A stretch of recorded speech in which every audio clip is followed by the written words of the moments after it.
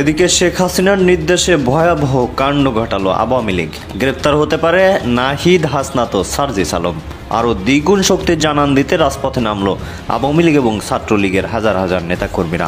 সামনের মাসেই সরকার পতনের ডাক দিয়ে টানা 4 মাস রাজপথে থাকার ঘোষণা আওয়ামী লীগের। বাংলাদেশ আওয়ামী লীগ খুলনা এবং মিরপুরে দুটা মিছিল হয়েছে আজকে। যদিও খুলনার মিছিলকে বাংলাদেশের বিভিন্ন দালাল মিডিয়া ঝটিকা মিছিল বলেছে, কিন্তু খুলনা মিছিলের ভিডিওটা দেখে কোনোভাবেই মনে হচ্ছে না যে এটা কোনো ঝটিকা মিছিল। যথেষ্ট লোকজন হয়েছিল, বিভিন্ন শ্রেণী পেশার মানুষ হয়েছিল, আমরা যে তথ্য পাইছি। এবং মিরপুরের যে মিছিলটা হয়েছে আপনারা খেয়াল করলে দেখবেন, তাদের মধ্যে স্লোগানের মধ্যে যে একটা স্পৃহা, একটা জামানত আমরা দেখতে পাচ্ছি, এটা অন্য কোনো মিছিলে আমরা দেখতে পাই। যদিও তুলনামূলকভাবে গতকালকে যাত্রাবাড়ি এবং উত্তরার থেকে খুলনা মিছিলের অনেক লোকবল হয়েছে, বাট টেলিভিশন টকশো বলেন, রাজনৈতিক নেতাদের বক্তব্যে বলেন, প্রতিদিনই বেশ কয়েকবার জীবিত হয় বাংলাদেশ আওয়ামী লীগ। ফেসিজমের একটা লম্বা চ্যাপ্টার ছিল, সেই চ্যাপ্টারের পর পতন হলো। তো সেই পতনের পর আওয়ামী লীগকে ঘিরে বাংলাদেশের প্রধান এই মুহূর্তে যারা ফোকাসেবল পলিটিক্যাল পার্টি এনসিপি, তাদের যে অবস্থান, অথবা পাশাপাশি জামাত ইসলাম সহ অন্যান্য দলগুলোর কিছুটা প্লাস মাইনাস অবস্থান আছে। এর মাঝখানে গেল কয়েকদিন যাবৎ আজকেও আপনার খুলনায় আওয়ামী লীগের একটা বড় ধরনের, আমি বলতে পারি, ঝটিকা মিছিল হয়ে গেল। এর আগে উত্তরাতে তো প্রতিদিনই বৃদ্ধি পাচ্ছে আওয়ামী লীগের এই মানে কি বলা হচ্ছে তৎপরতা। Grand Indian plan. সে পাকিস্তানকে 1971 গণহত্যার জন্য ক্ষমা চাইতে বলছে। পাকিস্তান একবার না দুইবার রাষ্ট্রীয়ভাবে ক্ষমা চাইছে বাংলাদেশের কাছে। পাকিস্তান কিন্তু তার ভাষায় সবকিছু উল্লেখ করে নাই, পাত্তাই দেয় না কি কইছে। কিন্তু পাকিস্তানের সাথে একটা ভালো কূটনৈতিক সম্পর্ক করার যে সুযোগ আমরা পাইছিলাম, সেটা আমরা বাড়াই দিলাম। এবং এটা জসিম ইচ্ছা করে করছে, করছে ইচ্ছা করে। হারামজাদা সব মিলে আসছিল $64.7 মিলিয়ন। হারামজাদা তুই কোনটি পাইছিস? $200 মিলিয়ন। পাকিস্তানের টিম ভদ্রলোক, আমি ওই টিমের টিম লিডার হলে কইতাম এই $200 মিলিয়ন হিসাবটা দেখি তো দেন তো, মুখে জামা ঘষা দিতাম একেবারে। পাকিস্তানি গলে বেকু আছে। আসসালামু আলাইকুম রহমতুল্লাহ, সবাই কেমন আছেন? আশা করি সবাই অনেক অনেক ভালো এবং সুস্থ আছেন। সবাইকে স্বাগতম জানাচ্ছি আমাদের আরেক নতুন ভিডিওতে। প্রতিদিনের মতো আমি আপনাদের সিরিয়াস ফারুকি আবারও চলে আসলাম নতুন একটা ভিডিও নিয়ে। দর্শক, আপনারা সবাই ইতিমধ্যে বুঝতে পেরেছেন আজকের ভিডিওটা কতটা গুরুত্বপূর্ণ হতে চলেছে। দেশের যে বর্তমানে যে রাজনীতির যে চলমান পরিস্থিতি চলতেছে, তারই ধারাবাহিকতায় আজকের ভিডিওর শুরুতে বেশ কিছু অংশ বিষয় থেকে বুঝতে পেরেছেন আজকের ভিডিওটা কতটা গুরুত্বপূর্ণ হতে চলেছে।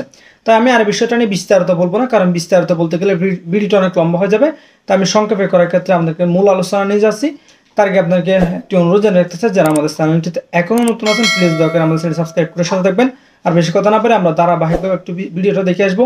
আজকের এই ভিডিওটার মাধ্যমে অনেক গুরুত্বপূর্ণ তথ্য জানতে পারবেন। চলুন আমরা একটু বিস্তারিত দেখে আসি। খুলনা এবং মিরপুরে দুটা মিছিল হয়েছে আজকে। যদিও খুলনার মিছিলকে বাংলাদেশের বিভিন্ন দালাল মিডিয়া ঝটিকা মিছিল বলেছে, কিন্তু খুলনা মিছিলের ভিডিওটা দেখে কোনোভাবেই মনে হচ্ছে না যে এটা কোনো ঝটিকা মিছিল। যথেষ্ট লোকজন হয়েছিল, বিভিন্ন শ্রেণী পেশার মানুষ হয়েছিল, আমরা যে তথ্য পাইছি। এবং মিরপুরের যে মিছিলটা হয়েছে আপনারা খেয়াল করলে দেখবেন, তাদের মধ্যে স্লোগানের মধ্যে যে একটা স্পৃহা, একটা জামানত আমরা দেখতে পেয়েছি, এটা অন্য কোনো মিছিলে আমরা দেখতে পাই। যদিও তুলনামূলকভাবে গতকালকে যাত্রাবাড়ি এবং উত্তরার থেকে খুলনা মিছিলের অনেক লোকবল হয়েছে, বাট মিরপুরের মিছিলের যে স্পৃহা, মানুষের মধ্যে যে মানে উদ্দীপনা, উচ্ছ্বাস, কিংবা যেই একটা লড়াইয়ের যে একটা মানে আগাম প্রস্তুতির যে একটা বার্তা, সেটা আমরা দেখতে পেয়েছি। মানে তাদের মুখমণ্ডলের অবয়ব বলেন, তাদের শারীরিক আকৃতি বলেন, কিংবা তাদের সেই কণ্ঠ থেকে নিঃসৃত যে স্লোগান, সেই স্লোগানের মধ্যে দিয়ে অনেক কিছু প্রকাশ পাইছে। তো এইসব দেখার পরে বাংলাদেশের রাজনীতিতে তথাকথিত কতগুলা নতুন নেতা গজাইছে। একটা বিগত 2018 সালের ডাকসু ইলেকশনের পর থেকে গজাইছে একটা নেতা। এই 5ই আগস্ট সরকারের অভ্যুত্থানের পর, সরকার পতনের পর একটা নেতা গজাইছে, ইনকিলাব মঞ্চ নাকি ধনকিলাব মঞ্চ, আমার মনে নাই নামটা অ্যাকচুয়ালি।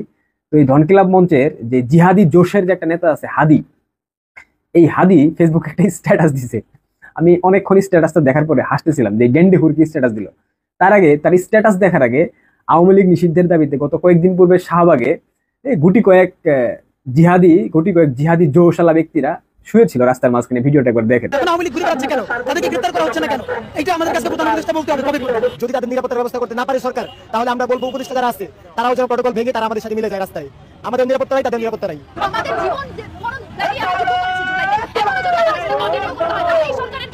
এই প্রশ্ন করার কথা বিএনপি, এখানে আজকে বিএনপি থাকার কথা, জামাত ইসলামের থাকার কথা, অন্যান্য সব রাজনৈতিক সংগঠনের থাকার কথা, কিন্তু তারা নাই। তো আওয়ামী লীগ তো নিষিদ্ধ করতে পারেই নাই, উল্টা এখন আওয়ামী লীগের ভয়ে সে মরার প্রস্তুতি নিচ্ছে। স্ট্যাটাসটা দেখেন আপনার। আজ ধানমন্ডি ও খুলনায় লীগ বড় মিছিল দিছে, সিদ্ধান্ত নেন সবাই কেমনে মরবেন।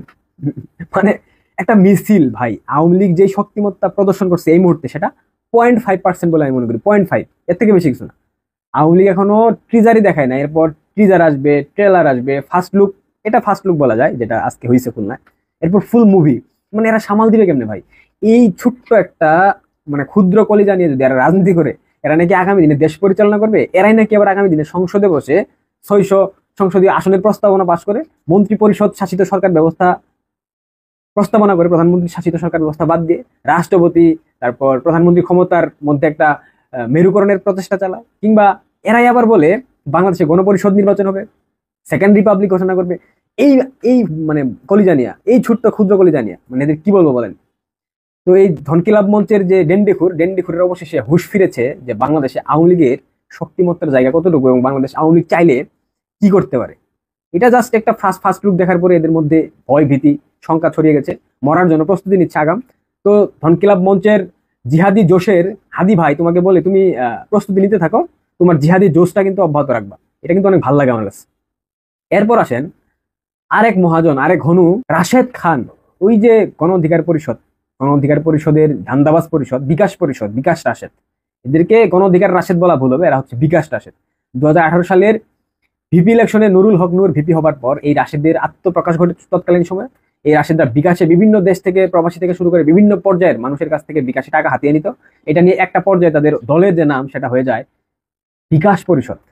তো বিকাশ পরিষদের নেতা মাঝে মধ্যে ভয়ে বলুক কিংবা সত্যি কথা বলুক কিংবা আপনার এই বাস্তবতা নিরিখে পর্যবেক্ষণ করে বলুক না কেন, মাঝে মধ্যে খুব কঠিন সত্য কথা বলে এই বিকাশ রাশেদ। তো বিকাশ রাশেদ আজকে খুলনার সেই মিছিল দেখে ফেসবুকে একটা স্ট্যাটাস দিয়েছে, যেটা ইতিমধ্যে বাংলাদেশের সোশ্যাল মিডিয়া বলেন কিংবা মেইন স্ট্রিম মিডিয়া বলেন সব জায়গায় মোটামুটি ভাইরাল।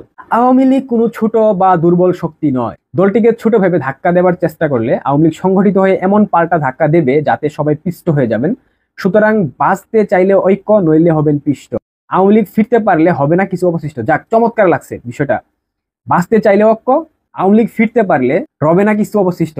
রাশেদ কিন্তু মাঝে মধ্যে অনেক সত্যি কথা বলে। আমি বললাম না, ও মাঝে মধ্যে মিথ্যা কথা যতই বলুক না কেন, যতই মানে ওই কি বলে ঘাড়মি করুক না কেন, কিন্তু কথার মাঝে মাঝে প্রসঙ্গে খুব ভালো কথা বলে। সেটার প্রমাণ আজকে দেখেন ভাই। আপনারা যত কিছুই বলেন না কেন, যাই বলেন না কেন, ফেসিবাদ যত অপবাদী দেন না কেন, গণহত্যাকারী যত ব্যাখ্যাই দেন না কেন, আওয়ামী লীগের একটা রিজার্ভ ফোর্স থাকে যারা সুদিনে কোনো ক্রিম খায় না, যারা সুদিনে কোনো দল থেকে সুযোগ সুবিধা নেয় না, যারা সুদিনে কোনো পদ পদবি চিন্তা করে না। কিন্তু যখন আওয়ামী লীগ বিরোধী দলে যায়, যখন আওয়ামী লীগের দুঃসময় চলে আসে, যারা অতীতে দেখেছে বাংলাদেশ আওয়ামী লীগের বিরোধী দলকালীন সময়ে অর্থাৎ 111 সময়কালীন, তারা খুব ভালো করে জানে। কিন্তু বর্তমানে জেনজি প্রজন্ম তো জানে না আওয়ামী লীগ বিরোধী দলে কতটা শক্তিশালী। এই একটা দলের শেকড় একদম গ্রামের প্রান্তিক অঞ্চল থেকে একদম শহরের অট্টালিকা পর্যন্ত প্রথিত। এটা বট গাছ ভাই, এটা কোনো পাট গাছ না যে আপনি টান দিলেন ছুঁড়ে ফেলে দিলেন নর্দমাতে, সম্ভব না ভাই। অসংখ্য কয়েকটা প্রজন্ম আওয়ামী লীগের রয়েছে। ধরেন উদাহরণস্বরূপ, আমার বাবা আওয়ামী লীগ করতো, আমার দাদা আওয়ামী লীগ করতো, দাদার বাবা আওয়ামী লীগ করতো, আমিও আওয়ামীপন্থী। আমার ছেলে যে ওরে আমি জয় বাংলা স্লোগান দিয়ে জন্ম নিয়ে ও জন্মের পরে যখন কথা কইতে শিখবো আব্বা আব্বা আম্মা আম্মা করবো, আমি ওরকম বুঝে বেটা জয় বাংলা স্লোগান দিয়ে আগে, জয় বঙ্গবন্ধু স্লোগান দিয়ে।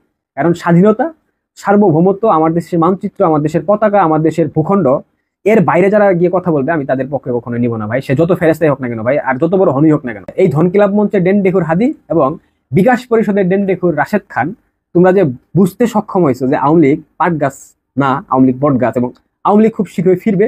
খুলনা এবং আজকে মিরপুরের মিছিল দেখে তোমাদের যেই গলা শুকিয়ে গিয়েছে, এই গলা ধীরে ধীরে আরো শুকাবে, আরো দীর্ঘায়িত হবে। সবাই ভালো থাকেন, সুস্থ থাকেন, আর এই এদের জুকারিপনা দেখতে থাকেন, আমাদের পাশেই থাকেন। লাইক, কমেন্ট, শেয়ার এবং সাবস্ক্রাইব করে দিবেন। ধন্যবাদ। আসসালামু আলাইকুম। টেলিভিশন টক শো বলেন, রাজনৈতিক নেতাদের বক্তব্যে বলেন, প্রতিদিনই বেশ কয়েকবার জীবিত হয় বাংলাদেশ আওয়ামী লীগ। ফেসিজমের একটা লম্বা চ্যাপ্টার ছিল, সেই চ্যাপ্টারের পর পতন হলো। তো সেই পতনের পর আওয়ামী লীগকে ঘিরে বাংলাদেশের প্রধান এই মুহূর্তে যারা ফোকাসেবল পলিটিক্যাল পার্টি এনসিপি, তাদের যে অবস্থান, অথবা পাশাপাশি জামাত ইসলাম সহ অন্যান্য দলগুলোর কিছুটা প্লাস মাইনাস অবস্থান আছে। এর মাঝখানে গেল কয়েকদিন যাবৎ আজকেও আপনার খুলনায় আওয়ামী লীগের একটা বড় ধরনের, আমি বলতে পারি, ঝটিকা মিছিল হয়ে গেল। এর আগে উত্তরাতে তো প্রতিদিনই বৃদ্ধি পাচ্ছে আওয়ামী লীগের এই মানে কি বলা হচ্ছে তৎপরতা। তো এইসব জিনিস দেখে অনেকেই ভয় পাচ্ছেন, অনেকেই টেনশন করছেন যে আওয়ামী লীগ খুব দ্রুতই আবার পুরনো চেহারায় রাজপথে ফিরে আসবে। আর যদি আওয়ামী লীগ ফিরে আসে, এই 5ই আগস্টের পর বাংলাদেশের বিভিন্ন জায়গায় আওয়ামী লীগের নেতাকর্মীদের বিরুদ্ধে অথবা অনেকের বাড়ি ঘরে অথবা বিভিন্ন জায়গায় যেই ঘটনাগুলো ঘটেছে, অথবা ডক্টর মোহাম্মদ ইউনূস সম্পর্কে, আবার এই সমন্বয়কদের সম্পর্কে আওয়ামী লীগের সভানেত্রী শেখ হাসিনা তিনি যে সকল বার্তা দিয়েছেন নেতাকর্মীদের উদ্দেশ্যে, যা বলছেন, বিভিন্ন জায়গায় আওয়ামী লীগের যেই পোস্ট, স্টেটাস, অথবা ভয়ঙ্কর রূপে আওয়ামী লীগ ফিরে আসবে, প্রত্যেককে সাজা দেবে, স্বাভাবিকভাবে প্রত্যেকের মধ্যে একটা ভয় কাজ করছে যে আওয়ামী লীগ ফিরে আসলে দেশের পরিস্থিতি কি হবে। এর মাঝখানে আপনার এনসিপির একজন গুরুত্বপূর্ণ নেতা রাফিদ, তিনি যখন পদত্যাগ করলেন, সেখানে উত্তরবঙ্গের দুই নেতাকে দায়ী করে তিনি যখন কথা বলছেন, এর পরের দিন আবার হাসনাত এক ধরনের বক্তব্য দিচ্ছেন। সকল কিছু মিলিয়ে গোয়েন্দা তৎপরতার রিপোর্ট বলছে খুব শীঘ্রই আওয়ামী লীগ পুরনো চেহারায় ফিরে আসবে। তাহলে পরিস্থিতি কি হবে? রাজনৈতিক বিশ্লেষকরা বলছেন যে সতর্ক না হলে আওয়ামী লীগের এই ধরনের অপতৎপরতা আরো বৃদ্ধি পাবে এবং নির্বাচনী তফসিল ঘোষণার পর তারা পুরনো চেহারায় ফিরে আসবে, যার ফলে দেশের রাজনৈতিক পরিস্থিতি আরো অশান্ত হতে পারে। কারণ এই পর্যন্ত আওয়ামী লীগ মানে নির্বাচন করতে পারবে না বা নির্বাচন হবে না এরকম বক্তব্য কিন্তু আওয়ামী লীগের অবস্থান আমরা এখনো দেখছি না। ইভেন আওয়ামী লীগকে নিষিদ্ধের ইস্যুটাও খুব বেশি এখানে ফোকাসেবল হয়নি, যেটা নিয়ে এনসিপি খুব বেশি টেনশনে আছে যে আর কয়েকদিন পরে নির্বাচনের তফসিল ঘোষণা। যেহেতু আওয়ামী লীগকে নিষিদ্ধ করা হয় নাই, আওয়ামী লীগের দলটির সভানেত্রী সহ যারা একদম লাইম লাইনে ছিলেন তাদের অনেকের বিরুদ্ধে মামলা হয়েছে, ইন্টারপোলের রেড অ্যালার্ট জারি হয়েছে, আরো অনেক কিছু হয়েছে। কিন্তু এই সকল কিছুর পরে আওয়ামী লীগকে কি বলা হয়েছে, ধরেন বিচ্ছিন্ন করা অথবা ডিভাইডেশন করা, এটা কিন্তু সম্ভব হবে না। এখন আওয়ামী লীগ পরিকল্পনা করতে পারে যে একটা টিম সামনে দিতে পারে রাজনীতি করার জন্য, বাট পেছনে আওয়ামী লীগে থাকতে পারে মানে শেখ হাসিনা বা তার পরিবার বা যারা দলটাকে লিড করছেন তারাই থাকতে পারে মূল খেলোয়াড়। এই টেনশনও আছে, যার কারণে রিফাইন্ড আওয়ামী লীগটারেও মেনে নিতে চাচ্ছে না। যেখানে সরকারের বা বিভিন্ন বিশ্লেষক যারা আছেন তারা বলছেন যে যারা অন্যায় কারণে অপরাধ করে নাই তাদের তো ভাই নির্বাচনের অধিকার আছে, দল রিফাইন্ড হিসেবে আসার সুযোগ আছে, যারা অপরাধী তাদেরকে বাদ দিয়ে যারা পরিচ্ছন্ন নেতাকর্মী তাদের রাজনীতিতে আসার সুযোগ আছে।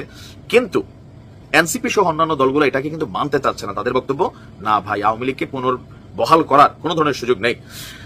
আবার এই মুহূর্তে সবকিছু মিলিয়ে যেটা বলছে গোয়েন্দা তথ্য বিশ্লেষণ, সকল কিছু মিলিয়ে সবার একটা বক্তব্য যে দেশে যদি গণতন্ত্র রাখতে হয় তাহলে আওয়ামী লীগকে নিষিদ্ধ নয়, যাদের অপরাধ আছে তাদেরকে বিচারের মুখোমুখি করতে হবে। এখন এটার পক্ষেই গণতন্ত্রের যেই ধারণা বা সংজ্ঞা বা আপনি বিএনপির অবস্থান বলেন আরো বিভিন্ন দলের অবস্থান বলেন, এই জায়গাটাতে কিন্তু আটকে আছে। গোয়েন্দা তথ্যগুলো বলছে যে কিছু একটা ঘটবে, এর মধ্যে আমেরিকার সতর্কবার্তা। আবার অপরদিকে আমাদের স্বরাষ্ট্র উপদেষ্টা যিনি আছেন তিনি বলছেন যে পুলিশকে মিছিল ঠেকানোর নির্দেশ দেওয়া হয়েছে। এখন মিছিল তো কইয়া আগের থেকে পূর্ব নির্ধারিত থাকে না, ঝটিকা হুট করে আসে 200, 550 জন 20 জনের একটা মিছিল হয়ে যায়, আপনি কিভাবে ঠেকাবেন? আর আওয়ামী লীগের যে বিশাল অনুসারী দেশে আছে সবাই সিচুয়েশনের কারণে ঘাপটি মেরে আছে। সিচুয়েশন বদলাই গেলে আবার রাজপথে অন্যরকম পরিস্থিতিও আমরা দেখতে পারি। দেখা যাক কি হয়, সময় বলে দেবে। ভালো থাকুন। Grand Indian plan. সে পাকিস্তানকে 1971 গণহত্যার জন্য ক্ষমা চাইতে বলছে। পাকিস্তান একবার না দুইবার রাষ্ট্রীয়ভাবে ক্ষমা চাইছে বাংলাদেশের কাছে। পাকিস্তান কিন্তু তার ভাষায় সব কিছু উল্লেখ করে নাই, পাত্তাই দেয় নাই কি কইছে। কিন্তু পাকিস্তানের সাথে একটা ভালো কূটনৈতিক সম্পর্ক করার যে সুযোগ আমরা পাইছিলাম সেটা আমরা বাড়াই দিলাম, এবং এটা জসিম ইচ্ছা করে করছে, ইচ্ছা করে। হারামজাদা সব মিলে আসছিল $64.7 মিলিয়ন। হারামজাদা তুই কোনটি পাইছিস $200 মিলিয়ন? পাকিস্তানের টিম নিয়ে ভদ্রলোক, আমি ওই টিমের টিম লিডার হলে কইতাম $200 মিলিয়ন হিসাবটা দেখি তো, দেন তো, মুখে জামা ঘষা দিতাম একেবারে। পাকিস্তানি গলে বেকু আছে, মারা খাইতে খাইতে এদের সেন্সেশন নাই হয়ে গেছে। আমি একবার যারে জাউরা বলে আইডেন্টিফাই করি, জাউরা হিসাবে সে এক সময় প্রমাণ করে দেয় যে সে আসলেই জাউরা। আমার আইডেন্টিফিকেশন ঠিক ছিল, আমি ঠিকই ধরেছিলাম তারে। আমি এই পররাষ্ট্র সচিবদের নিয়ে মেলা এপিসোড করেছি। পররাষ্ট্র উপদেষ্টা তহিদ সাহেব পর্যন্ত কইছে যে আমি নাকি ওর পিছে লাগিয়েছি, কারণ আমার অন্য কাউকে পছন্দ আছে পররাষ্ট্র সচিব হিসাবে। কথা সত্য, আমার পছন্দ আমি লুকাই না। তো আমি তো মনিকা বেলুচিরে পছন্দ করি, তো তহিদ সাহেব আপনার পছন্দ না? জসিমের চাইতে মনিকা বেলুচিরে বা ইন্ডিয়ান নায়িকারে পররাষ্ট্র সচিব করলে তো সবাই মেনে নিত, এটা করেনি, সহজ জিনিস বুঝেন না। তাই জসিম কেন তার জাউরাবাদীর প্রতি সম্মান দেখাইছে সেটা না দেখি, এটা নতুন কাজ করেছে ওই। আচ্ছা, এটা দেখে মজার জিনিস আছে। জসিম পাকিস্তানের সাথে একটা দ্বিপক্ষীয় মিটিং করেছে, কোনো ভালো জিনিস পাকিস্তানের সাথে করেছে। মেলাদিন মিটিং টিটিং হয় না, সে দ্বিপক্ষীয় মিটিং এ কি করেছে, সে আওয়ামী বয়ান তুলে ধরেছে। পাকিস্তানি আওয়ামী বয়ান কি ছিল, মানে যে সিপি গ্যাং এর গর্দব গুলো আওয়ামী লীগের গুলো কি বলতো, আওয়ামী বামেরা কি বলতো? 1 নম্বর বলতো পাকিস্তানকে 1971 গণহত্যার জন্য ক্ষমা চাইতে হবে। 2 নম্বর কি কইতো, পাকিস্তানের কাছে 1971 বাংলাদেশে অনেক পাওনা আছে সেগুলো ফেরত দিতে হবে। 3 নম্বর আজকে পড়া পাকিস্তানিদের ফেরত দিতে হবে। এই তো, অন্য কিছু কইতো? এগুলোই তো। হাসিনা লেসপেন্সার বিএনপি নেতার ভাই পররাষ্ট্র সচিব জসিম উই আওয়ামী বয়ানরা আবার মাঠে আনিছে। এই আওয়ামী বয়ানরে আমি তার প্রত্যেকটা দাবি নিয়ে কথা বলবো, তার শয়তানি আর মূর্খতা ধরাই দেবো, এবং এটাও ধরাই দেবো যে এটা গ্র্যান্ড ইন্ডিয়ান প্ল্যান। সে পাকিস্তানকে 1971 গণহত্যার জন্য ক্ষমা চাইতে বলছে। পাকিস্তান একবার না দুইবার রাষ্ট্রীয়ভাবে ক্ষমা চাইছে বাংলাদেশের কাছে। আমি সেই প্রসঙ্গে প্রমাণ সহ আসতেছি। এখন পাকিস্তান কি গণহত্যার জন্য ক্ষমা চাইছে? 1977 5 থেকে 9 এপ্রিল বাংলাদেশ ভারত পাকিস্তানের পররাষ্ট্রমন্ত্রীদের ত্রিপক্ষীয় একটা বৈঠক হয়। সে বৈঠকে বাংলাদেশে প্রতিনিধিত্ব করে মুজিব সরকারের পররাষ্ট্রমন্ত্রী ডক্টর কামাল হোসেন। বৈঠকের অন্যতম প্রধান আলোচ্য বিষয় ছিল 195 জন যুদ্ধাপরাধীর বিচার। এটা পাকিস্তানের প্রতিরক্ষা পররাষ্ট্র প্রতিমন্ত্রী বলেন, কোন অপরাধ সংঘটিত হয়ে থাকলে আমার সরকার তার নিন্দা জ্ঞাপন এবং গভীর দুঃখ প্রকাশ করছে। আর তখন পাকিস্তানের প্রধানমন্ত্রী জুলফিকার আলী ভুট্টো বলে মিটমাট ত্বরান্বিত করার জন্য অতীতের সমস্ত ভুল ক্ষমা করে দিন এবং ভুলে যান। এই দুই বক্তব্যের পরিপ্রেক্ষিতে বাংলাদেশ সরকার সিদ্ধান্ত নেয় যে ক্ষমাশীলতার নিদর্শন হিসেবে এই বিচার প্রক্রিয়া তারা আর অগ্রসর হবে না। দেশে ফিরে 11 এপ্রিল 1977 ডক্টর কামাল হোসেন বলে যে বাংলাদেশে পাকিস্তান যে অপরাধ করছে তা প্রতিষ্ঠা করা, পাকিস্তান কর্তৃক তার সব অপরাধকে স্বীকার করানো এবং বাংলাদেশের বিচার অনুষ্ঠানের সামর্থ্য প্রতিষ্ঠা করাই ছিল প্রস্তাবিত যুদ্ধাপরাধী বিচারের মুখ্য উদ্দেশ্য। বর্তমান ক্ষেত্রেও পাকিস্তান তার অপরাধ স্বীকার এবং ক্ষমা প্রার্থনা করায় এই লক্ষ্য অর্জন করা গেছে। ডক্টর কামাল হোসেনের এই বক্তব্য পরদিন বাংলাদেশের সমস্ত পত্রিকায় প্রকাশিত হয়। এরপর বাংলাদেশের পক্ষ থেকে 195 জন যুদ্ধাপরাধীর বিচারের সিদ্ধান্তটা আনুষ্ঠানিকভাবে প্রত্যাহার করা হয়। এটাই ছিল প্রথম সরকারিভাবে ক্ষমা প্রার্থনা। আর ক্ষমা প্রার্থনা হয়েছে আরেকবার হয়েছে, দ্বিতীয়বার ক্ষমা চাইছে পাকিস্তানের প্রধানমন্ত্রী ভুট্টো ঢাকা এসে। 1974 জুনে শেখ মুজিবের আমন্ত্রণে পাকিস্তানের প্রধানমন্ত্রী ভুট্টো ঢাকা আসছে। ভুট্টোর সামনে রাতে একটা রাষ্ট্রীয় ভোজসভার আয়োজন করা হয়েছে। উপস্থিত আছে স্বয়ং সদীপ বডিগার্ড, মন্ত্রী পরিষদের অন্যান্য সদস্য। ভুট্টো ডিনারের আগে বক্তৃতা দিতে উঠছেন এবং বলতে শুরু করলেন। কি বলতেছেন শুনেন ভালো কইরা। আপনাদের উপর স্বার্থপর অবিবেচক সামরিক কর্তৃত্ব লজ্জাজনক দমন পীড়ন এবং অকথ্য অপরাধ করেছে। আমি পাকিস্তানের জনগণের পক্ষ থেকে বাংলাদেশের জনগণের জন্য শুভেচ্ছা বয়ে এনেছি। আমাদের দয়া করে তাদের মানে ইয়াহিয়া খান তার সাথে এক করে দেখবেন না, যারা শুধু আপনাদের নয় আমাদের উপরে তখন শাসন করত। আমরা আপনাদের বেদনা এবং কষ্টকে অন্তর দিয়ে অনুভব করি। আপনাদের ক্ষতির জন্য আন্তরিকভাবে দুঃখ প্রকাশ করছি। আমাদের শেষ নবীর নাম নিয়ে আমি আপনাদের কাছে বলতে চাই, আমরা আমাদের কৃতকর্মের জন্য অনুতপ্ত, আমরা তওবা করছি। এর চাইতে আর ভালোভাবে কিভাবে ক্ষমা চাওয়া যায়? এইভাবেই তো ভুট্টো তার একটা রাষ্ট্রনায়কোচিত বক্তব্যে 71 পাকিস্তানের বাহিনীর বর্বরতার জন্য আনুষ্ঠানিকভাবে ক্ষমা চেয়েছিল। ভুট্টোর পরে শেখ মুজিব বক্তৃতা দিতে ওঠে। ভুট্টোর সাথে সুর মিলায় শেখ মুজিব বলে যে আসেন আমরা অতীতের তিক্ততা এবং শত্রুতা ভুলে যাই এবং আমাদের জনগণের জন্য আশা এবং সমৃদ্ধির নতুন অধ্যায় শুরু করি। এইটা পৃথিবীর বিভিন্ন পত্রিকায়, আন্তর্জাতিক পত্রিকায় এটা ছাপা হয়। দেখেন আপনি।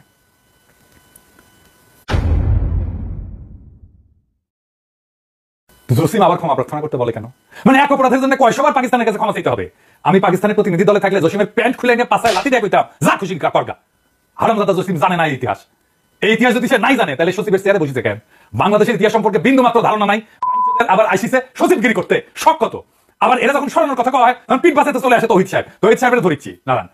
পাকিস্তান কিন্তু তার ভাষায় এসব কিছু উল্লেখ করে নাই, পাত্তাই দেয় নাই কি কইছে।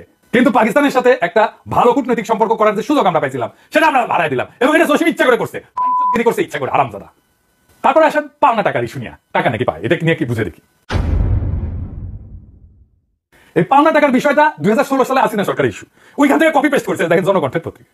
হাসিনা সরকারের ইস্যু, হাসিনার জনপ্রশাসন পদক পাওয়া, হাসিনার পাঁচাটা, প্রফেসর ইউনূসের সচিব, বিএনপি নেতার ছোট ভাই, বিএনপির রিকমেন্ডেশন হওয়া পররাষ্ট্র সচিব, এটা ফলো আপ করছে। আর দেখেন ইন্ডিয়ান মিডিয়াতে কি উল্লাস, দেখেন দিতে সাহেব আরো দেখান, আরো দেখান, দেখেছেন দেখেছেন। তো বিষয়টা কি, পাওনা টাকার বিষয়টা কি আর একটু বিস্তারিত দেখি। 1970 সালে ভোলা ঘূর্ণিঝড়ের পর তৎকালীন পূর্ব পাকিস্তানে পাঠানো $200 মিলিয়ন বৈদেশিক সহায়তা এটার মধ্যে আছে আর কি, এই টাকা চাওয়ার মধ্যে আছে। রেডি সাহেব পাইজি মেলা দিন পর এক মাল পেয়েছি, এক গাধা ছিল সর্দির বডিগার্ড 3 লক্ষকে 3 মিলিয়ন ছিল, আর এক গাধা টু দি পাওয়ার ইনফিনিটি পাইছি। দেখেন দেখেন মালের ছবি দেখেন, আর তার পিছনে না গাধার দেখ দেন দেন দেন দেন। এই হারামজাদা $200 মিলিয়ন সাহায্য এসেছিল তখন। হ্যাঁ, এই সাইক্লোনের টাইমে এটা কি তোর সর্দির বডিগার্ড হয়ে গেছে? হালাই মোট সাহায্য এসেছিল 30 নভেম্বর পর্যন্ত $24 মিলিয়ন। দেখেন নিউ ইয়র্কের টাইমসের নিউজটা দেখেন রিতা সাহেব, আলাদা করে হিসাব আছে কই কই থেকে সব মিলাই কত এসেছিল, সব মিলাই এসেছিল $64.7 মিলিয়ন। হারামজাদা তুই কোনটি পাইছিস $200 মিলিয়ন? পাকিস্তানের টিম নিয়ে ভদ্রলোক, আমি ওই টিমের টিম লিডার হইলে কইতাম এই $200 মিলিয়ন হিসাবটা দেখি তো দেন তো, মুখে জামা ঘষে দিতাম একেবারে। পাকিস্তানি গলে বেগু আছে, মারা খাইতে খাইতে এদের সেন্সেশন নাই হয়ে গেছে। ওই কি 1971 ইন্ডিয়া লুট করে নিয়ে যাওয়া $2.2 বিলিয়ন ইন্ডিয়ার কাছে ফেরত যেতে পারবে? পারবে? ইন্ডিয়া কি লুট করেছিল আসেন দেখি। 12 মার্চ ইন্ডিয়ান বাহিনী চলে যাচ্ছে, সরদি বডিগার্ড এটা বক্তৃতা মানে চিউটি, এটা বিদায় কুচকাওয়াজ হচ্ছে। হ্যাঁ, 12 থেকে 15 মার্চের মধ্যে ওরা সব চলে যায় আর কি। তো এই শুভেচ্ছা বাহিনীতে সরদি বডিগার্ড ওই ইন্ডিয়ান সেনাবাহিনীকে উদ্দেশ্য করে কইতেছে, আমাদের মহাসংকটের সময় আপনাদের প্রসারিত সাহায্যকে আমরা সর্বদা গভীর কৃতজ্ঞতার সাথে স্মরণ করব। ইচ্ছা থাকলেও বাংলাদেশের জনগণ তাদের আতিথেয়তার হস্ত আপনাদের দিকে প্রসারিত করতে পারেনি, কারণ পাকিস্তানি সেনাবাহিনীর ধ্বংসযজ্ঞের কারণে তাদের মানে বাংলাদেশিদের আর কি আর কিছুই অবশিষ্ট নাই। কিন্তু আপনাদের প্রতি তাদের রয়েছে অকৃত্রিম ভালোবাসা। আমার অনুরোধ আপনারা বাংলাদেশের জনগণের ভালোবাসা সাথে করে নিয়ে যান। তো ভালোবাসা তো দিতে কইছে, তো ভারতীয় বাহিনী ফিরে যাওয়ার সময় ভালোবাসার সাথে লুটপাট করে বিপুল সম্পদ নিয়ে যায়। কিছু শিখ অফিসার তাদের অধীনস্থ সেনারা যশোর, কুমিল্লা, ঢাকা, চট্টগ্রাম ক্যান্টনমেন্ট এবং খুলনা শিল্পাঞ্চলে লুটপাট শুরু করে। সেই সময় ভারতীয় বাহিনী সদ্য স্বাধীন দেশের সর্বব্যাপী নজিরবিহীন লুটপাট চালায়, তা বিদেশিদেরকেও বিবল করে। গার্ডিয়ানের রিপোর্টে বলা হয় মিল ফ্যাক্টরির মেশিনারিজ পর্যন্ত চুরি করে নিয়ে যায় ভারতীয় সেনারা। পাকিস্তানি বাহিনী ফেলে যাওয়া অস্ত্র ছাড়াও খাদ্যশস্য, পাট, সুতা, যানবাহন এমনকি সমুদ্রগামী জাহাজ যন্ত্রাংশ পর্যন্ত লুট করে নেয়। এই লুটের সম্পদের পরিমাণ ছিল সব মিলে সেই সময় হিসেবে $2.2 বিলিয়ন। পাকিস্তানি বাহিনী তো আত্মসমর্পণ করলো। আত্মসমর্পণ করে ভারতীয় বাহিনী পাকিস্তানের অন্তত 4টা ডিভিশনের অস্ত্রশস্ত্র, ভারী কামান, গোলা বারুদ, যানবাহন, অন্যান্য সরঞ্জাম ইন্ডিয়া নিয়ে যায়। বাংলাদেশ সেনাবাহিনী প্রতিবাদ করলে টোকেন হিসেবে অল্প কিছু পুরানো অস্ত্র ফেরত দেওয়া চলে না, ফুটে না গুলি। এই ভারতীয় বাহিনী এতই নির্লজ্জ ছিল যে এত কিছু নিয়ে যাওয়ার পরেও ব্রিগেডিয়ার র্যাঙ্কের এক অফিসার ঢাকা ক্যান্টনমেন্ট থেকে ফ্রিজ, আসবাবপত্র, ক্রোকারিজ ট্রাক ভর্তি করে ভারতে পাচার করে। একজনকে ভারতীয় বাহিনী এই লুটের অপরাধে কোর্ট মার্শাল পর্যন্ত করে, তার নাম ব্রিগেডিয়ার মিশ্র। ওই সুনীল গঙ্গোপাধ্যায় ছিল না, তার পূর্ব পশ্চিম একটা উপন্যাস ছিল, উঠি লিখেছে সুনীল গঙ্গোপাধ্যায় লিখেছে। ঢাকায় এত সব বিদেশি জিনিস পাওয়া যায়, এসব তো আগে দেখেনি ভারতীয়রা। Refrigerator, TV, twin one, carpet, টিনের খাবার, এইসব ভর্তি হতে লাগলো ভারতীয় সৈন্যদের ট্রাকে। এবং এই যে পাকিস্তানি বাহিনী পরিত্যক্ত কয়েক হাজার সামরিক বেসামরিক যান, অস্ত্র, গোলাবারুদ সহ অনেক মূল্যবান জিনিস এমনকি প্রাইভেট কার পর্যন্ত সীমান্তের উপরে পাঠিয়ে দেওয়া হয়। এই লুণ্ঠন এত বেপরোয়া নির্লজ্জ ছিল যে বাথরুমের আয়না ফিটিং সে লুণ্ঠন থেকে রেহাই পায়নি। নবম সেক্টরের অধিনায়ক মেজর জলিল তখন খুলনায়, ওই খুলনা দিয়ে নিয়ে যাচ্ছিল সবকিছু। তিনি প্রাইভেট কার এবং যা যা পাইছেন রিকুইজিশন করে সার্কিট হাউসে রাখছেন মুক্তিযোদ্ধাদের তত্ত্বাবধানে। কিছু সম্পদ রক্ষার চেষ্টা করছেন। এইভাবে ভারতীয় বাহিনীর লুটপাটের বিরুদ্ধে বীর সেক্টর কমান্ডার জনগণকে সাথে নিয়ে সক্রিয় প্রতিরোধ গড়ে তুলছিলেন। ফলো পাইছেন 31শে ডিসেম্বর ভারতীয় বাহিনীর হাতে বন্দী হন, গুম করে ফেলে তাকে। যশোর সেনা ছাউনির অফিসার্স কোয়ার্টার একটা নির্জন বাড়িতে তাকে আটক রাখা হয়। বাড়িটা ছিল পাকিস্তানি বাহিনীর একটা নির্যাতন সেল। বাড়িটা অন্ধকার ছিল, রুমে মানুষের রক্তের দাগ, এলোমেলো সেরাসুল, কিছু নরকঙ্কাল ছিল, সাথে শকুন এবং শেয়ালের উপস্থিতির মধ্যে খাটে ডিসেম্বরের রাতে আদাসের একটা কম্বল গায়ে দিয়া দেশের প্রথম রাজবন্দী এবং গুম হওয়া সেক্টর কমান্ডার এক বীর মুক্তিযোদ্ধা মেজর জলিল শুনতে পেলেন পাশেই ভারতীয় সেনাদের বর্ষবরণের উল্লাস, নাচের ঘুঙ্গুরের শব্দ, আর সেই সাথে নারী পুরুষের হল্লা। জলিলের সঙ্গে সেদিন ভারতীয় বাহিনী আরো গ্রেপ্তার করে একই সেক্টরে আগরতলা মামলা অভিযুক্ত নৌবাহিনীর প্রাক্তন লিডের সিম্যান সুলতান উদ্দিন আহমেদ এবং মোহাম্মদ খুরশিদকে। বাকি দুইজন খালাস পেয়ে যায়, কিন্তু জলিলের কোর্ট মার্শাল হয়। ইন্ডিয়ান সোলজারদের লুটপাটের প্রতিবাদ করতে গিয়ে কোর্ট মার্শাল হয় মেজর জলিলের। এবার বুঝেছেন তো মেজর জলিল কেন জাসদ করে। ভাগ্যের কি নির্মম পরিহাস, সেই সামরিক আদালতের বিচারক ছিলেন আরেক সেক্টর কমান্ডার কর্নেল তাহের। বিচারে কিন্তু মেজর জলিল নির্দোষ প্রমাণিত হয়, কিন্তু মেজর জলিল নিজে থেকে অন্যায় আচরণের প্রতিবাদে সেনাবাহিনী থেকে পদত্যাগ করেন। এইবার লাস্ট ইস্যু, আটকে পড়া পাকিস্তানিদের ইস্যু। বাংলাদেশকে আটকে পড়া পাকিস্তানি আছে না? নাই। 2003 সালে সিদ্ধান্ত নেয় সরকার সবাইকে নাগরিকত্ব দিয়ে দেবে যারা বিহারি সম্প্রদায় আছে। প্রায় সকলে নাগরিকত্ব নিয়ে ফেলছে, পাসপোর্ট করে ফেলছে। বাংলাদেশে যাদের জন্ম হয়েছিল তাদের বয়স 54 বছর হয়ে গেছে, তারাই বুড়া। যাদের জন্ম পাকিস্তানে তারা অল্প কিছু মানুষ যারা নাগরিকত্ব হয়তো নেয় নাই, অল্প কিছু আছে, তাদের প্যাডে দেবো এবার জসিম ভাই তোর পোলা মাইয়া তো 5 বছর ইউরোপ আমেরিকা থাকলে নাগরিকত্ব আবেদন করবে, লাল ফেলাইতে জিব্বা ব্যাগ পিড়া। যার বয়স 60 সে পাকিস্তানে ফিরে যায়, করবেটা কি? তার কি জীবন নতুন করে শুরু করার উদ্যম আছে? আমি ইনকা ভালসুন দিয়া পররাষ্ট্র মন্ত্রণালয় চালাইতেছে, ওর তো পিওন হওয়ার যোগ্যতা নাই, মিনিমাম সেন্সিটিভিটি নাই, এক বিন্দু মানবিকতা নাই, ও বুঝাই না জিনিসটা কি। তার উপরে আপনি নাকি তারা সিনিয়র সচিব বানাইতেছেন, সত্যি নাকি? মানে আমি যারা ঠাপাই তার থেকে উন্নতি হয়, বিষয়টা কি? আমার ভাইটামিন আছে স্যার, তাইলে তো আমি জায়গায় ঠাপাই, তাদের মাইন্ড করা উচিত না, এটা দেওয়া উচিত আমার কাছে। আমি খালি আর ক্যারিয়ারে ষষ্ঠ আর করে উন্নতি হবে। ক্ষুদ্রকালে আমরা সিনেমা পোস্টার দেখতাম, এটা খতরনাক ভিলেন ছিল, নাম ছিল জসিম। আমরা যখন ক্ষুদ্রকাল লাইক হয়ে উঠেছি তখন দেখলাম জসিম আর ভিলেন না, নায়ক হয়ে উঠেছে। আমার কাছে জসিম ক্যারিয়ারে কালি দেওয়া হইতেছে, যত তত উন্নতি। এই আর দেখেছেন কেঙ্কা ভ্যাটামিন আমার তৈরি 111 পররাষ্ট্র সচিব ছিল, মানে যেই সরকার বাংলাদেশকে ইন্ডিয়ার হাতে তুলে দিছিল তার সচিব এই তৈরি সাহেব। তারাই ইন্ডিয়া কলে কইছিল পিলখানা বিডিআর বিদ্রোহের টাইমে সেনা অভিযান হলে ইন্ডিয়া বাংলাদেশে আর্মি ঢুকে দিবে। অবিনাশ পালিয়া তার বই লিখেছে, এটা ওর নাম ধরে লিখেছে তৈরি সাহেবের। এটার জন্যই সেনা অভিযান হয় নাই। বিডিআর এর কিলিং এর তৈরি সাহেবের দায় আছে, ওনাকে বলতে হবে কেন বাইসা নিল ওনারা ইন্ডিয়া বাংলাদেশকে বার্তা দেওয়ার জন্য। আমি জেনারেল ফজলুর রহমানকে রিকোয়েস্ট করছি ওনার জবানবন্দি নেওয়ার, সাক্ষ্য নেওয়ার, এই বইয়ের রেফারেন্স পাঠাইছি ওনার কাছে। তৈরি সাহেব পাকিস্তানের সাথে আমাদের রাষ্ট্রের সাথে সম্পর্ক করতে হবে। আর জসিমরা দিয়ে আলোচনা শুরুতে কুফা লাগাই দিলেন, এটা সাবোটাজ। ইন্ডিয়ার সাথে কথা বলার টাইমে আপনি কইছিলেন যে আমাদের দেশে ফ্যাসিবাদ কেন সাপোর্ট করিছো, আমাদের দেশের রাজনীতি থেকে হস্তক্ষেপ করিছো, কেন হাসিনাকে আশ্রয় দিছো। এখন পাকিস্তানের সাথে আলাপের টাইমে গোয়াত কুরকুরায় আপনার কুরকুরায়, হ্যাঁ তো ইউকের সাথে আলাপের টাইমে কি যে কোবেন যে সম্পদ আমাদের লুটপাট করেছো কলোনির সময় সেটা ফেরত দাও। 76-এর মন্বন্তর আর 43-এর মন্বন্তর দুইটা দুর্ভিক্ষ হয়েছিল, তার জন্য ক্ষতিপূরণ চাইবেন আপনি। ডাক্তার ইচ্ছা বাংলাদেশে আপনার নাকি আপনার সচিবের বাপের তালুকদারি, এই দেশটা ইচ্ছা মতো আপনি পররাষ্ট্রনীতি সাজাবেন। এটা কি আপনার বাপের জমিদারি পেছেন? জমিদারি একদম পিছন দিয়ে হান্দায় দিব আপনাদের। জসিমকে পররাষ্ট্র মন্ত্রণালয় পাশে লাথি দিয়ে খেদাবে পাবলিকে, এটা করবে পাবলিকে। মধ্যে আমি ক্ষতিপূরণ ঢুকে দেবো, কেঙ্কা করে ঢুকে দেবো জানেন? এ জসিম এই পাকিস্তানের ক্ষতিপূরণ আমি দিব, আমি দিচ্ছি, আমি দায়িত্ব নিছি, তোক দিব নেবো তুই কেঙ্কা করে দিব জানিস? আর শোন ওই $200 মিলিয়ন না এই কয়েন করবো আর কি, বাংলাদেশি কয়েন করবো। কয়েন কয়েন শব্দ দেয় না, ঝনঝন করে পরিচয় করে শব্দ না। ওই কয়েন একটা করে তোর ঢুকে দেবো, নিয়ে তুই নিয়ে যা, একবার খালাস করে আবার ফিরে আসবো, আবার ঢুকে দেবো, আবার খালাস করে ফিরে আসবো, আবার ঢুকে দেবো। যা ইন্ডিয়ান লেসপেন্সারি করার জন্য তো পালিচ্ছি, হ্যাঁ আমরা বেতন দিয়া। আর আপনি যদি ইন্ডিয়ান লেসপেন্সারদের সিনিয়র সচিব বানান, আমি প্রত্যেকটা এপিসোডে কমো আপনি ইন্ডিয়ান লেসপেন্সারদের প্রমোট করছেন। আপনার সরকারের প্রতি আমাদের সমর্থন আনকন্ডিশনাল না, এটা মনে রেখেন স্যার। বিএনপির চাপ, ওয়াকারের চাপ, দ্রুত নির্বাচনের চাপ, এই সব কিছুর সামনে বুক চিতায় দাঁড়াইছি, উদয় না। হ্যাঁ এই জন্য দাঁড়াই নাই যে আপনি জসিমের মতো ইন্ডিয়ান লেসপেন্সারদের পুরস্কৃত করবেন। জনগণ বোকা না স্যার, আর সব বুঝে।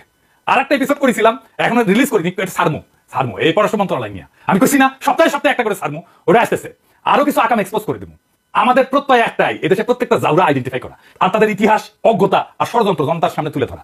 এই জসিম হোক আর তার অভিভাবক তুল্য তহিদ সাহেবী হোক, কেউই জনগণের প্রশ্নের উঠে না। ক্ষমার প্রশ্নে পাকিস্তানের ইতিহাস না জেনে যারা নতুন করে ক্ষমা চাও ধরা চালু করে, তারা আসলে এই ইতিহাস বিকৃতির মাধ্যমে ভারতের চক্রান্ত বাস্তবায়ন করতেছে। আমাদের চোখে তারা দেশের শত্রু, জাতির প্রতি প্রতারণাকারী। আমরা ইতিহাস জানি, আমরা তথ্য নিয়ে কথা বলি, আমরা প্রমাণ হাজির করি। আমার প্রত্যেকটা পর্ব, প্রত্যেকটা শব্দ এই জাতিকে জাগ্রত করার স্লোগান। এই দেশ কারো তালুকের জমিদারি না, এই রাষ্ট্র কারো বাপের সম্পত্তি না। আমরা ঠেকায় পড়ি নাই, ঠেকায় দিতে জানি। আর ইতিহাস বিকৃতিকারীদের ঠেকানো আমার দায়, দায়িত্ব এবং কর্তব্য। এই যুদ্ধে আমি একা না, আমার সাথে আছে জাগ্রত জনতা, আছে বিপ্লবী জনতা, আছে স্মৃতিশক্তির প্রত্যেকটা পৃষ্ঠা, আর আছে সেই অদম্য রক্ত যা বর্ষা বিপ্লবের রুহানি প্লাবনে প্রবাহিত হয়েছিল। তাই কইতেছি, আমার ঠাপে যদি কারো ক্যারিয়ার হয় তবে আমি, আর ঠাপে যদি কারো মুখোশ করলে তবে আমি মুখোশও ছিড়ব। রাষ্ট্র নিয়ে খেললে খেলাটা আমি শেষ করে দেব। কারণ বাঘে ছিলে 18 ঘা, পুলিশে ছিলে 36 ঘা, আর পিরাগে ছিলে জয় বাংলা।